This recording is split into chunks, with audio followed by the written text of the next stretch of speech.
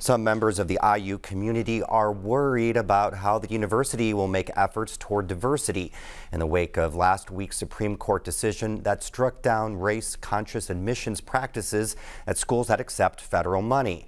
Indiana universities, including IU Bloomington, Purdue, and Notre Dame, did use race-conscious admissions, but as Benta Boutier reports, at IU Bloomington, white enrollment last year was more than 2.5 times higher than domestic enrolled students of color.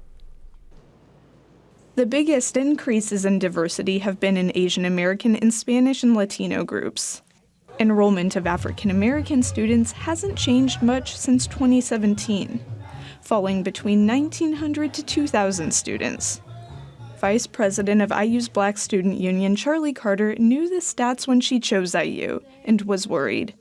A first-generation college student, she found a tight-knit community and resources with IU BSU and at places like the Neil Marshall Black Culture Center.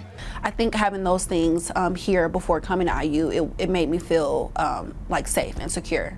She says in-person recruitment in diverse areas will be important if universities don't want decreases in applicants following the Supreme Court's ruling. But I think it's just going to cause Black students and brown students and minorities just to have to go to HBCUs because that is their only option, not even a last option or whatever, it's their only option. Rain Lee is a first-generation college student from Carmel. She's the treasurer of the Asian American Association at IU and says most Asian Americans are not in favor of the Supreme Court's decision and won't benefit from it. Having affirmative action helps barriers, a lot of barriers for people who are picking maybe between schools, and the difference is the amount of scholarship money, and it could be really easily differentiated and help to be differentiated with affirmative action.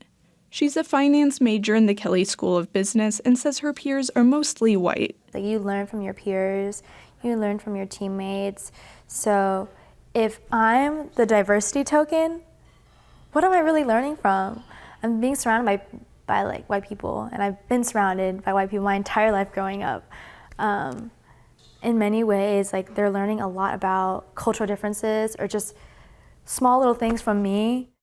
Lee says the removal of race-based admissions means groups supporting diversity will be more important in creating safe places on campus, and wants the university to recognize that through financial support.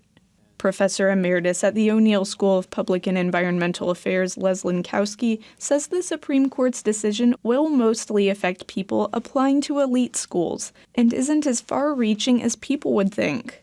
The question, though, is whether or not a person's chances in life are going to be significantly affected if he or she goes to Cal State Northridge rather than the University of California at Berkeley. Or to put it in our terms, let's say Indiana State versus Indiana University. A Big Ten panel Wednesday discussed the Supreme Court's decision and its view of the Equal Protection Clause, which takes a colorblind approach to the Constitution's 14th Amendment. There's nothing in the text of the 14th Amendment that says colorblindness. It says there shall be no denial of equal protection. And that leaves open the question of whether or not there may be times when the government can take note of race or make a race-based distinction and still deliver equal protection. Carter says the Black Student Union plans to get people registered to vote in 2024. It's the fact that, like, you can really change the country, like, by voting. You know, you can change laws that you don't like. You can have a say on that. She says IU has resources to encourage diversity and needs to be a good listener when issues arise. For Indiana News Desk, I'm Benta Boutier. IU said in a statement last week it's reviewing the court's decision and reaffirms its commitment to fostering a learning environment enriched by students, faculty, and staff with a broad range of backgrounds.